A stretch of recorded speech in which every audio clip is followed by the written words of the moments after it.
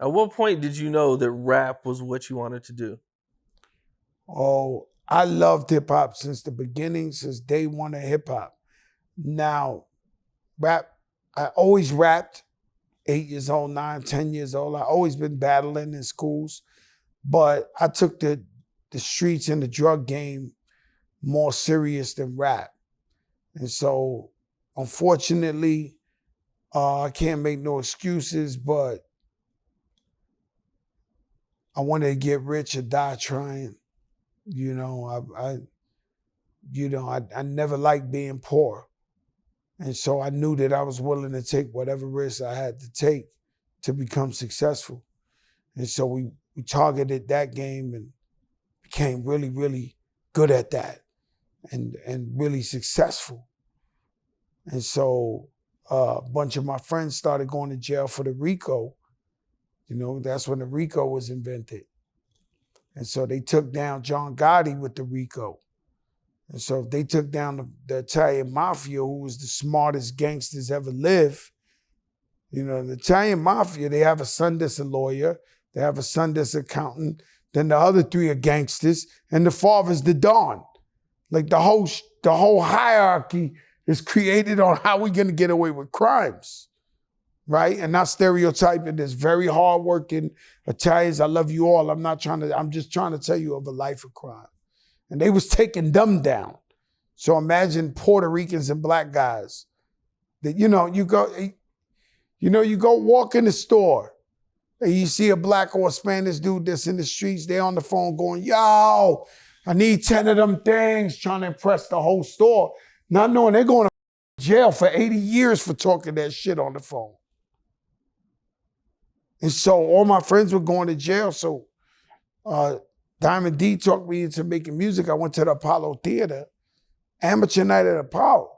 So you talking about somebody that you used to look at, I don't know where you from, but you know, in the streets, I was a don.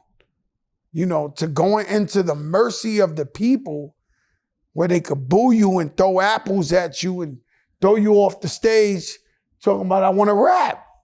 I'm trying to convince kingpin guys, yo, I'm gonna rap. They like, you out of your mind. Are you kidding me? You like, you got spots. You got everything you want. I'm like, nah, I'm trying to change my life. And so thank God I changed my life. And when I did that, a bunch of my friends, they still in jail. From that time, they still in jail. From the 80s. How old were you when you jumped off the porch? I was 14. So I couldn't get along with my father. I love my father dearly, but he was like really, really strict. And we bumped heads a lot. You know, he was damn near a dictator or a tyrant in my house. And, you know, I can't blame them. I had a great mother, great father. They're hard workers. My father never used drugs. My mother never used drugs. I was the black sheep. I was the one who came out wanting to get the money. I was very aggressive. It's very equivalent to this movie called Extraction. You seen Extraction? I have. You ever seen the first one? You saw the first one? The little Indian kid that was willing to cut his finger off, that was chasing, I was like him. Like I was determined to get the attention. You know, I was 14 hanging out with the biggest living legends in the Bronx and Harlem. Like I was 14, little kid, you know, the toughest in that age, but really going to dinner with the kingpins of all kingpins, sitting there watching them. They all love Fat Joey. And I was just learning. Like I was like, yo, I want to be like them. I want to have the money. I want to have the girls. I want to have the jewelry. I want to have the cars. I want to have the this. You know, and so, you know, thank God I changed my life towards music. Yeah, for sure, man. What were you like in high school? Terrible. The biggest bully. I once robbed my whole gym. The whole gym. Like 70 kids robbed them? Without a gun. Like, yo, everybody give me your coats, give me your Walkmans, give me your this. Some of the kids I was actually cool with. And I was like, yo, run it. Everybody, run it. I couldn't even carry it. Some of the guys I robbed had to help me carry the stuff with him. Terrible, you Damn. know. And then they threw me out of that school, Morris High School, and I made a deal with my mother that I was going to be a good guy, and I honored that.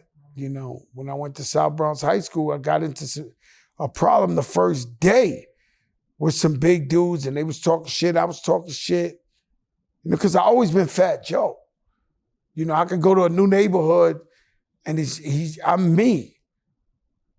You know, I had a lot of problems being me, because I've always been like Fat Joe. You know Fat Joe now, so it's like, yo, we know Fat Joe. But think of a 14-year-old Spanish kid with blonde hair and green eyes going to a 95% black neighborhood with a V-leather bomber going, yo, what's up, Nick? What's good, y'all? Yo, what we doing here? What? Where's this alien from? Is he crazy? What is he? We've never seen one of these. You know, but I always been me. And so I go to South Bronx High School after they throw me out of fucking being Saddam Hussein. In my other high school, I promised my moms I'm gonna be a nice guy first day, and niggas try to fuck with me. So I make a phone call. I call Morris High School. I call the lunchroom. A little girl picked up. And none of my guys was there. I was like, please, because these guys was big. It was big. It was gonna fuck me up. And so I was like, yo, tell the guys, I got problems coming to South Bronx High School. So when I go outside, so we had a girl from my block, her name was Yogi. Yolanda went to South Bronx. So she was telling the kids, like, yo, I don't think y'all know who y'all with. Like, you know, like I said, it wasn't social media. There was another side of the Bronx, another side of town. She was telling them, don't with them, I'm telling you. They're gonna come, like you bugging out. And they were like, I guess the tough guys of the neighborhood. So 3 o'clock, they waiting for me outside. So I'm like, here we go again. I got bullied my whole junior high school. Then I become the bully. Now I'm getting bullied again, right? So I walk outside, and when I walk outside, they ready to fuck me up, and we ready to fight. I'm gonna fight them. And I look across the street, the whole crew runs across the street, 100 terror squad guys, bottles, all type of shit they in. And I stop them. And I tell the guys, yo, I try to tell y'all I'm not the one. So now my guys from Morris, who just see me get kicked out of robbing 70 guys by myself, are like, and I was like, no, I told my moms I'm gonna change. I'm gonna give y'all a pass, because I told my moms I'm gonna be a nice guy. But now y'all know, you don't ever try to disrespect me. So then South Bronx High School was sweet for me. You know, nobody ever fucked with me. I didn't have to do much. They had more girls in that school. You know, it was a good place. Did you graduate? No. But shout out to Luis Torres. He was my teacher. He was a great guy.